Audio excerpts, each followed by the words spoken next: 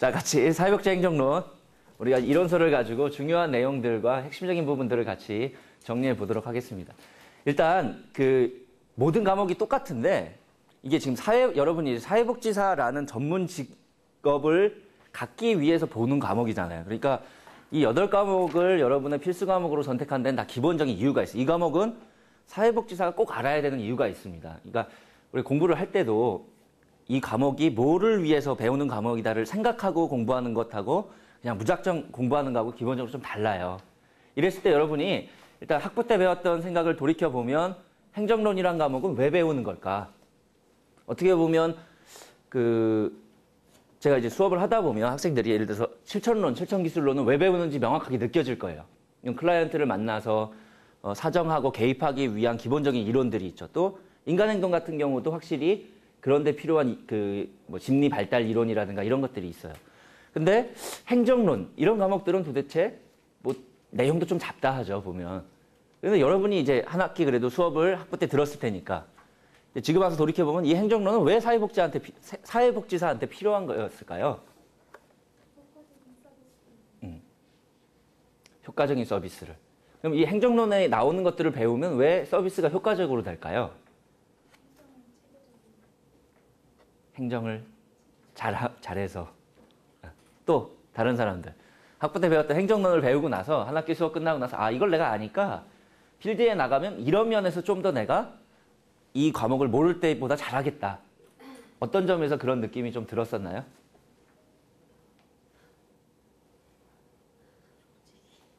조직을 아마 이제 행정론을 이해하는 데 있어서 이런 것하고 좀 연결해서 생각해 보면 좋을 것 같아요. 그러면 경영학, 그러면 뭐 하는 과목인가요? 마케팅. 경영학 하면 떠오르는 게 있죠. 경영학을 잘하면, 뭔가 경영을 잘하면, 네, 회사가 쑥쑥 크고 무럭무럭 수익을 날 것 같은 이런 느낌이 있죠. 아, 그래서 경영학을 잘해야 기업의 CEO가 되고, 기업에서 훌륭한 성과를 올리려면 경영학을 공부하는 게 좋을 것 같아. 사람들이 다 이런 인상이 있어요. 그렇죠? 사실 경영학이라는 것이 우리가 배우는 사회복지 행정하고 굉장히 밀접한 영역입니다. 여러분이 경영대학원이라고 할 때 학교마다 약간 명칭은 다르지만 스쿨 오브 비즈니스 어드미니스트레이션이라는 명칭을 써요. 어드미니스트레이션. 우리가 배운 행정론이 소셜 웰페어 어드미니스트레이션이에요. 그러니까 대상만 다른 거지 경영학이라는 건 비즈니스 영역의 어드미니스트레이션을 배우는 거예요. 그래서 기업을 어떻게 하면 가능하면 더 성장시키고 좋은 성과를 낼 건가. 이걸 공부하는 학문이 경영학인 것처럼 사회복지 행정은 똑같이 영어로 보면 앞에 붙는 영역이 다른 거예요. 소셜 웰페어에 대한 똑같은 뒤에 어드미니스트레이션을 배우는 거예요. 그러니까 사회복지 행정론이라는 과목에서 목표하는 건 뭐냐? 여기서 배우는 지식을 가지고 어떻게 한다는 거예요. 가능하면 조직을 성장시키고 조직의 성과를 최대한 낼 수 있는 방법이 뭐냐? 이걸 공부하는 것이 바로 사회복지 행정이라고 할 수 있습니다. 그러니까 이 행정이라는 용어가 아주 색다른 것이 아니라 우리 기업 경영과 굉장히 유사한 것들이 많아요. 그래서 우리가 내용에도 보면 경영 이론들이 중간중간 여러 군데 나옵니다. 또 한편으로 보면 그러면 우리가 그냥 경영학을 공부하는 거냐? 이건 아니에요. 어떻게 보면 요즘에 이제 경영학적인 관점이 늘어나긴 하지만 전통적으로 어드미니스트레이션이라는 표현은 비즈니스 영역에서 쓰기 이전에 주로 공공행정 영역에서 더 많이 쓰던 얘기입니다. Public Administration 그러면 우리 공공행정, 그다음에 행정대학원 이런 데서 쓰고 있는 표현이죠.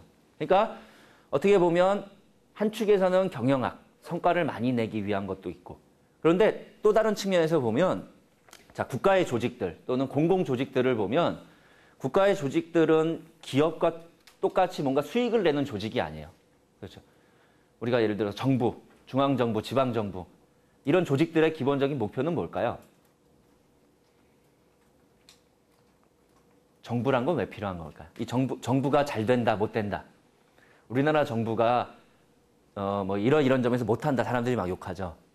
그렇죠?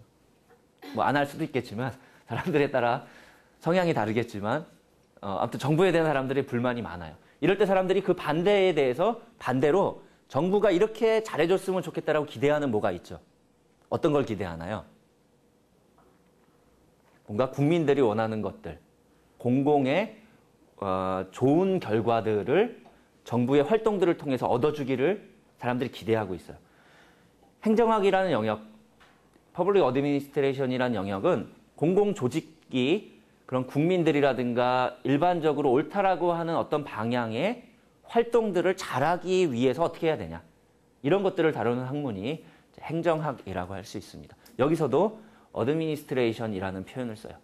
그러니까 두 개가 우리 사회복지라는 영역으로 들어오면 이 공공 영역에서의 행정이라는 것이라고 볼 수도 있고 또는 경영에서 얘기하는 비즈니스 어드미니스트레이션이라고 하는 두 가지 영역이 약간 혼재되어 있는 것이 사회복지 행정이다라고 할 수 있습니다. 왜 그러냐 하면 전통적으로 사회복지 영역은 공공 영역에 굉장히 가까웠어요. 여러분들도 생각해보면 사회복지 시설, 기관 이런 것들이 완전히 자기 수익을 가지고 운영하는 기관들보다는 국가의 정책이나 예산을 가지고 운영하는 기관이 많아요. 그래서 전통적으로 사회복지 기관은 상당히 공공행정에서 기반하고 있는 이론들을 상당히 중시해왔던 것이 사실입니다. 이런 면에서 행정학하고 굉장히 비슷해요. 그런데 20세기 후반부터 사회복지 영역들도 바뀌고 있어요. 우리 정책론에서 공부했던 용어로 보면은 사회복지 정책의 주체가 복지국가 전성기엔 주로 국가였죠. 그 이전에는 19세기 이런 때는 시장이었어요. 시장이 하던 일 중에 상당 부분을 국가가 해서 복지국가가 굉장히 성장해 왔어요. 근데 80년대를 넘어가면서부터 복지국가가 성격이 좀 달라지기 시작하죠. 이러면서 주체적인 측면에서 20세기 말 21세기 초에 사회복지의 주체는 누구냐? 예를 들어서 문제로 나왔다. 다음 중 요즘에 최근에 사회복지 주체에 대한 설명으로 만든 것은 뭐 이런 예문 아마 책에도 있을 거예요. 뭐 1번 국가가 대부분의 일을 하고 있다. 2번 국가가 하던 일을 시장이 대신하고 있다. 3번 시장이 하던 일을 국가가 대신하고 뭐 이런 예문들이 쭉 나온다. 이랬을 때 어떤 표현이 있는 게 가장 정답일까요?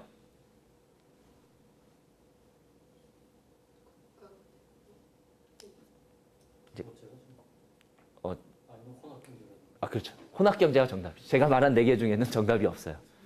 국가냐 민간이냐 더 이상 가리지 않고 다양한 주체들을 발굴하고 이용하는 게 요즘에 가장 중심된 추세다. 이것을 우리가 복지의 혼합경제 또는 복지 다원주의라고 했죠. 즉 1970년대까지만 하더라도 사회복지라는 것은 굉장히 공공행정에 가까운 영역이었다면 80년대를 넘어가면서부터 사회복지 영역들이 공공 영역에 머무르지 않고 상당 부분은 시장적인 요소도 받아들일 수밖에 없는 사회복지 기관들 간에도 경쟁이 중요해지고 마케팅이 중요해지는 것이 최근의 흐름이라고 할 수 있습니다. 여러분도 실습 나가보면 알죠. 기관들마다 이제 점점 편차가 많이 발생해요. 마케팅 잘하고 후원 잘 끌어들이고 그다음에 공동모금에 프로포잘 잘 쓰는 복지기관은 똑같은 가형인데도 굉장히 많은 사업을 해요. 반면 규모는 가형인데 마케팅 못하고 정부 프로포잘 또는 모금에 프로포잘 못 따면은 어떻게 돼요? 맨날 그냥 고만고만한 복지관인 걸 여러분이 경험적으로 알았을 겁니다. 즉 이런 영역에서 보면 사회복지 기관들도 예전처럼 완전한 공공 영역이 아니라 민간 시장의 요소들을 상당히 받아들일 수밖에 없는 환경이 됐다는 거야. 그래서 우리가 이 사회복지 기관을 완전 공공으로 보는 것도 아니고 그리고 완전 민간으로 보는 것도 아니고 사회복지 영역은 이렇게 양쪽에 다리를 다 걸치고 있다고 볼 수 있어요. 그래서 사회복지 조직을 운영하는 사람, 최고 경영자일 수도 있겠고 중간 관리자일 수도 있겠고 이 사람들이 우리 기관을 어떻게 운영할 거냐라는 측면에서 볼 때는 이 기관을 잘 운영하기 위해서 공공행정적인 지식도 알아야 되고 그다음에 민간 경영에서 하고 있는 조직의 성과를 잘 내기 위한 여러 가지 아주 기초적인 지식들은 어느 정도 알고 있어야 된다라는 거죠. 그래서 이런 것을 종합해 볼 때 사회복지 행정이란 건 뭘 위한 과목이냐? 조직이 가지고 있는 물적, 인적 자원을 최대한 잘 활용해서 그리고 우리가 지금 갖고 있지 않더라도 지역사회로부터 받아들일 수 있는 자원들을 잘 파악하고 최대한 동원해서 우리 조직, 이 사회복지 조직의 성과 또는 그 아웃풋을 극대화하려면 어떻게 해야 되냐. 이것을 공부하는 게 바로 사회복지 행정이다라고 할 수 있습니다. 자, 그럼 여기서 그럼 성과를 극대화하려면 어떻게 해야 되냐?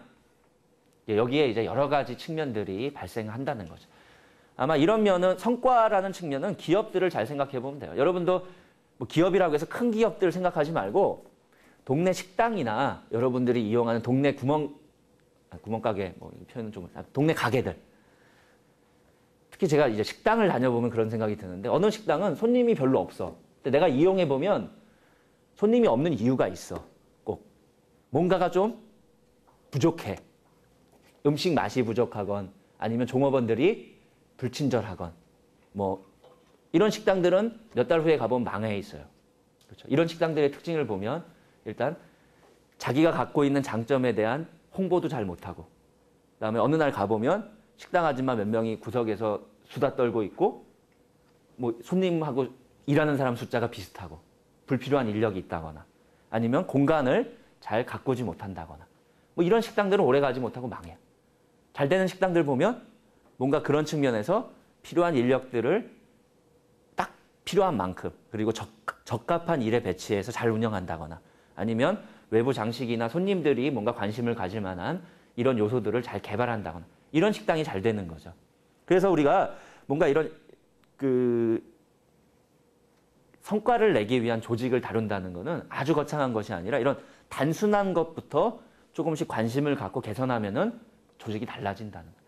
이제 이러기 위해서 우리가 알아둬야 될 요소들이 여러 개가 있다는 거죠. 이것을 우리가 사회복지 행정론이라는 과목에서 쭉 다루게 됩니다. 어떤 것들이 있는지 그리고 우리가 사회복지 행정에서 공부해야 될 게 뭔지를 차례를 보면서 간단하게 먼저 크게 큰 그림을 그리고 그다음에 하나하나씩의 내용을 살펴보도록 하죠.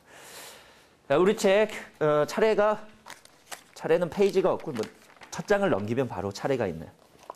자, 차례를 간단히 보면서 우리가 다뤄야 될 사회복지 행정론의 얘기들을 정리해 보면요. 자, 일단은 사회복지 행정론에서 다뤄야 될 그 기본 뭐 배경이라고 할 수 있는 게 1에서 3장까지 다뤄집니다. 사회복지 행정에서 1장에서는 뭐 정책론이나 다른 과목들과 마찬가지로 개념과 특징에 대한 얘기를 다루죠. 그래서 사회복지 행정이 뭐냐, 그리고 사회복지 행정이라는 것이 왜 필요하고 갖고 있는 특징이 뭐냐. 특히 이 부분에서는 사회복지 행정이 갖고 있는 여러 가지 특징들을 여러분들이 좀 눈여겨봐야 됩니다.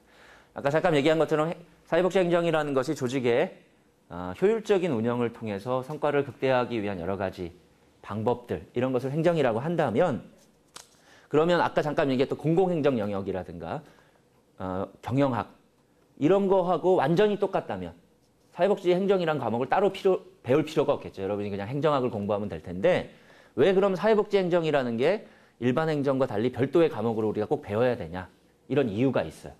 가장 대표적으로 경영학, 특히 물건을 만들어내는 영역이라든가 완전한 공공행정을 하는 영역과는 좀 달리 사회복지 행정은 주로 사람을 어떤 대상으로 하는 서비스를 생산한다는 특징이 다른 영역들과 두드러지게 차이 나는 겁니다. 물론 이제 서비스란 영역은 뭐 경영에서 다룰 수 있겠지만 사회복지 조직은 기본적으로 사람을 다뤄요. 그래서 행정론에 보면 좀 이상한 표현일 수 있겠지만 사회복지 조직의 재료는 인간이다, 이런 표현이 나옵니다.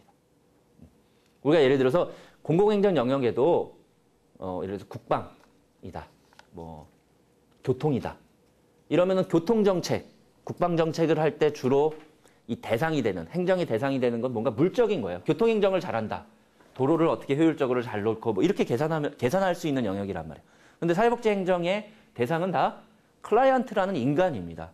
그래서 이 사람의 삶의 질을 높여주는 게 우리 조직의 최종적인 목표예요. 이거는 길을 닦는 것처럼 잘 계산한다고 되는 게 아니야. 뭐 이렇게 계산식이 없어. 사람들을 변화시키려면 아주 복잡한 인간 심리라든가 뭐 여러 가지 것들을 공부해서 전문가가 그 사람을 1대1로 만나는 관계에서 변화가 나타나는 거지, 우리가 뭔가 좋은 기계를 산다고 해서 클라이언트의 삶이 개선되고 이런 게 아니죠. 이런 인간과 관련된 측면들이 사회복지에 많기 때문에 공공행정의 다른 영역들과 좀 구별될 수밖에 없다. 이게 이제 1장에서 다루는 중요한 첫 번째 얘기고요. 두 번째로는